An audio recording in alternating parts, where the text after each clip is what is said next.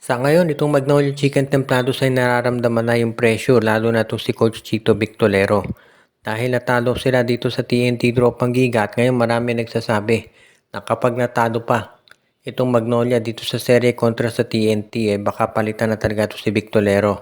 Pero sa ngayon ang balak daw nitong Magnolia Chicken Templados ay gagawa sila ng trade para mapalakas itong kanilang front court. Ayon dito sa mga reports ay ite-trade na raw ng Magnolia itong si James Laput dito sa Northport para dito kay Cade Flores.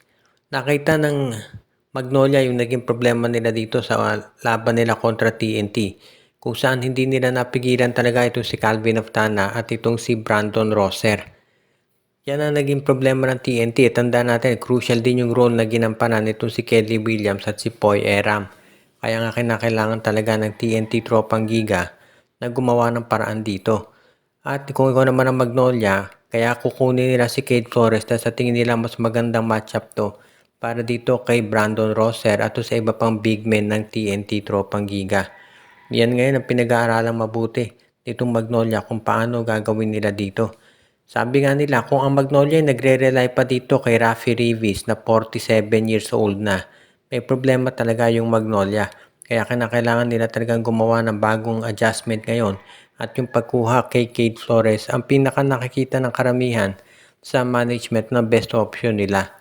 Dahil sa ngayon ito si Cade Flores naipakita na niya kung ano ang kaya niya gawin dito sa laro.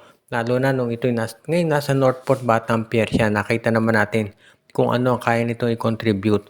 Kaya pwedeng-pwede ito dito sa Magnolia at gagawin ng Magnolia, kukunin kaagad-agad ang nasabing player para mabigyan sila ng mas magandang tsansa na manalo pagdating dito sa must-win series o kontra TNT. Ito namang San Miguel Beer ayon doon sa mga lumalabas na reports ay ready raw na i-acquire na itong si Mikey Williams mula dito sa TNT Tropang mula dito sa Converge Fiber Xers.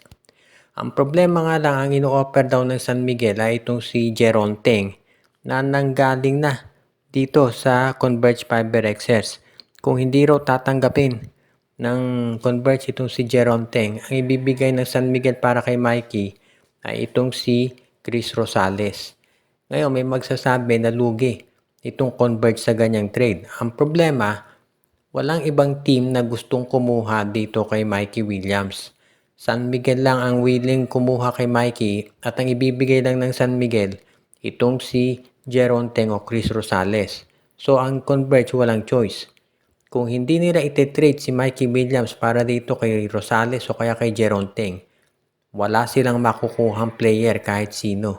Kaya mukhang yan ngayon ang problema at dilema nitong Converge Fiber Xers. At ang San Miguel naman syempre magte-take advantage sa ganyang sitwasyon dahil gusto nila siguraduhin talaga na kakayanin nila o magte-take advantage sila sa ganyang klase para makuha talaga nila yung mga players na kanilang kinakailangan ngayon.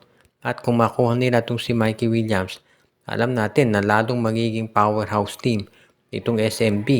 Alam nating lahat na itong si Mikey Williams ay deadly scorer yan at yan ang hinahanap ngayon ng San Miguel Beer lalo na at gusto nilang masiguro na merong ka-complement dito si Wami Tiongson sa scoring ng Beermen. At bukod dito kay Wami, kung isasama mo si Mikey Williams sa backcourt nila, meron na silang isa pang scoring option para hindi na lamang sila masyadong nagre-rely dito kay CJ Perez. At yan talaga ang planong gawin ngayon nitong San Miguel Beer at bigyan sila ng oportunidad na mag-champion.